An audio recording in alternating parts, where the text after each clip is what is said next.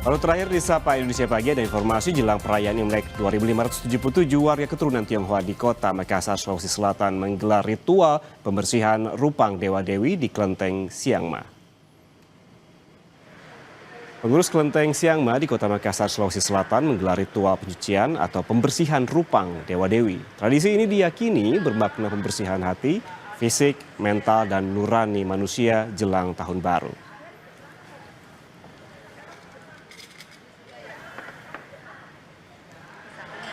Kabar duka datang dari Hollywood, saudara. Aktor James Van Der Beek yang dikenal membintangi serial Dawson's Creek meninggal dunia. James Van Der Beek meninggal dunia di usia 48 tahun setelah didiagnosis kanker usus besar.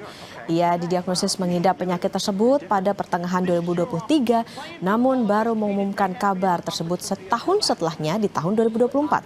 James dikenal lewat Dawson's Creek, serial remaja populer yang tayang sejak 1998 hingga 2003. Berperan sebagai Dawson Leary, bercerita tentang persahabatan dan pencarian jalan hidup.